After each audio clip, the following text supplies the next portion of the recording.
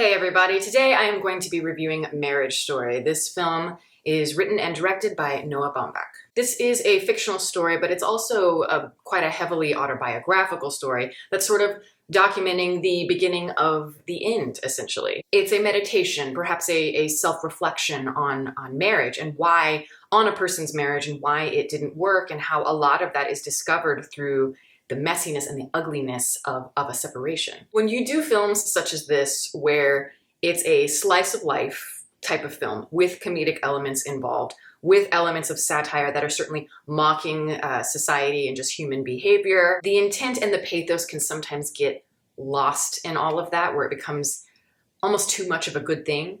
And the characters and the motivations can sort of be held at a distance. There's a nice blending of all of those elements, and it's always there, the core themes of discovering your flaws and your ability to be honest and vulnerable with yourself as well as others, especially in a deeply painful situation full of serious change. I love the opening of the film. It's these two beautiful opening montages. One is narrated by Charlie, played by Adam Driver. The other is narrated by Nicole, played by Scarlett Johansson. And it's basically where the two are talking about all the things that they love about each other, all the things they find comfort in about each other that make them feel safe. It's not super romantic or anything like that, but it's very beautiful nonetheless. It's poetic, and it's a collection of vignettes of a marriage, episodic in tone. And it gives us all the little idiosyncrasies and the imperfections and the strengths of them as people.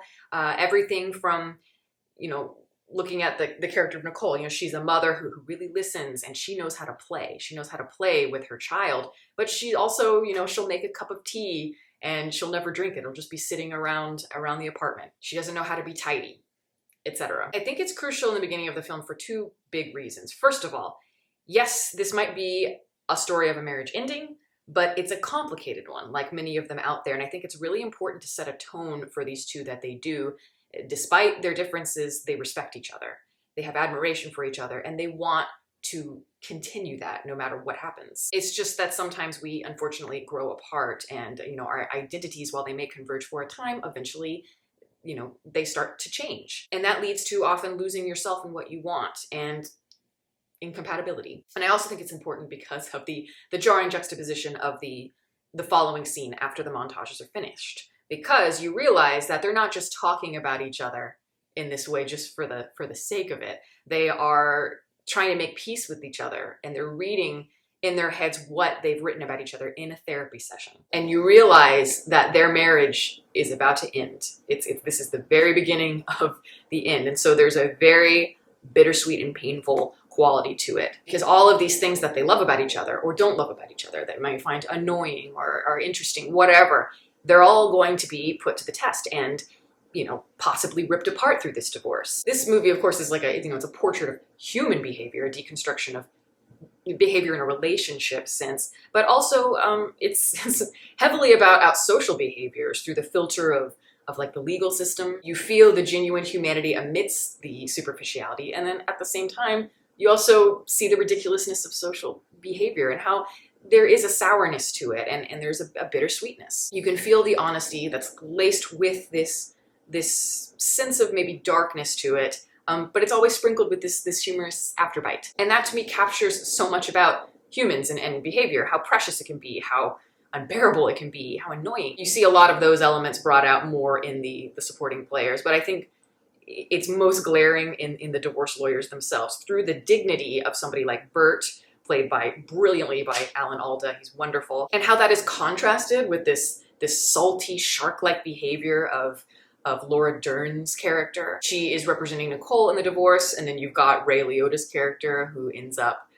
representing Charlie. Those two, Dern and Liotta, they mirror each other, and they provide a lot of exposition for us, naturally, but they both play it so effortlessly and so brilliantly. Both characters really bring out the cynicism of our world in terms of how we use the blueprints of social norms to get what we want, to manipulate, and how we can, by knowing it, we can pick apart the weaknesses of the other person in order to gain some sort of control. The Charlie character, he's so resistant to this sort of thing. He's resistant to divorce, but at the same time, you realize that sometimes that aggression and that firmness, at the very least, will be inevitable, and it's sometimes the only way to put your foot down and truly bring things to an end that need to be brought to an end. They talk a lot about maybe the social constraints of being a parent, of being a mother. You see that from the Laura Dern character, and you see it from the Ray Liotta character, of what it means to be a father and how that's shifted through time, or maybe hasn't shifted through time. There is expectation that comes with that, and how they're using that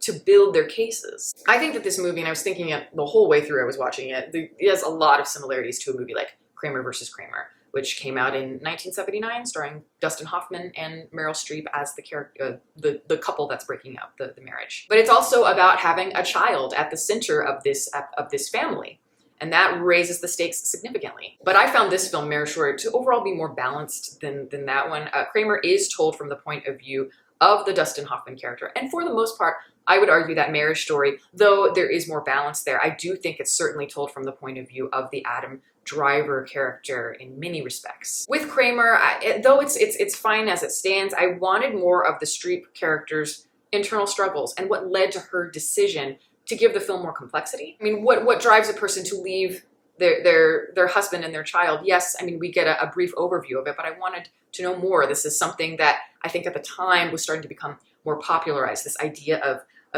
people wanting to reject those social norms, those familial traditions that we all know and that we're starting to be looked at in a different way. As it stands, Dustin Hoffman, as the character, is forced to evolve and become the parent because he has no choice. But in doing so, we get removed from the Streep character, and by the end of it, intentional or not, it sort of villainizes her, and ultimately she is the antagonist coming between these two people. But even in Marriage Story, you could argue that the Charlie character, and I would agree with this, that the Charlie character has much more of a defined arc in Marriage Story than the Nicole character, because he's the one who is forced to grow the most in the story, to evolve, to change. And she is a character that just isn't as palpable. There's a bit of a disconnect. But in a way, I sort of feel that that's okay. I don't mind that so much because I feel that this is more Charlie's story, as I said, told from Noah Baumbach's point of view, and him reflecting on himself as a man, realizing why things maybe didn't work out for him in a therapeutic sense. I think he's writing this, realizing that, especially with the Charlie character, it's like, well, he's very, his head's in the cloud. He's an artistically minded person, so he's stubborn and he's self-centered and neurotic. But here he's forced to get his shit together and realize that he is the more selfish of the two.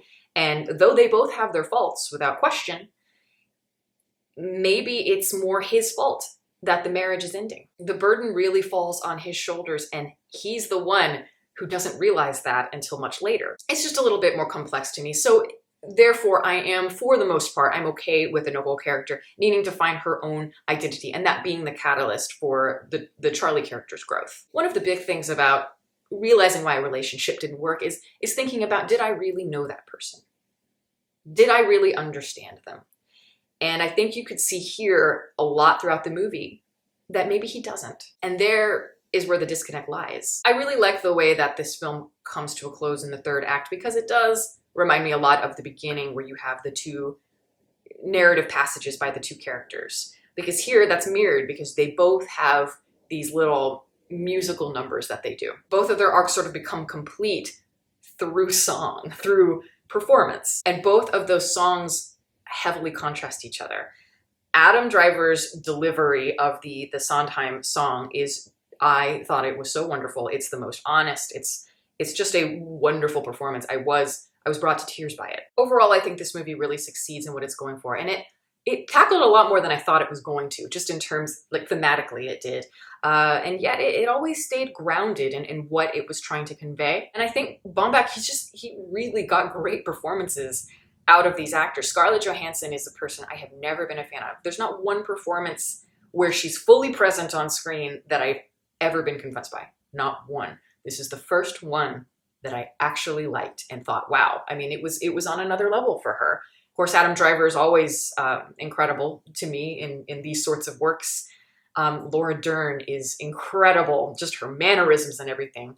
Ray Liotta as well. Alan Alda, just so much here in the ensemble that makes it feel so authentic. It resonates in a way with a lot of people, and because It's not some horrific situation. It could have been way worse, but this is just a natural progression that a lot of people go through, a new stage of a relationship. Yes, I say by the end, they are still in a relationship, just a different one, a more complicated one. It is now platonic, and yet in a way, it's still very loving and special. They want to maintain something beautiful between them, and they keep trying. And I think that that's something that we all understand. No matter what, we keep trying to make things work. And that's something that I think is very dignified about being a human. So yes, it is a Netflix movie. So if you've got Netflix, you should watch it. It's really worth your time. I liked it a lot. And that is my review. Thank you all for listening. All of my social media information, whatever, it's down there. You can watch more videos here. You can subscribe, but don't feel like you have to, just if you want to. Catch you next time.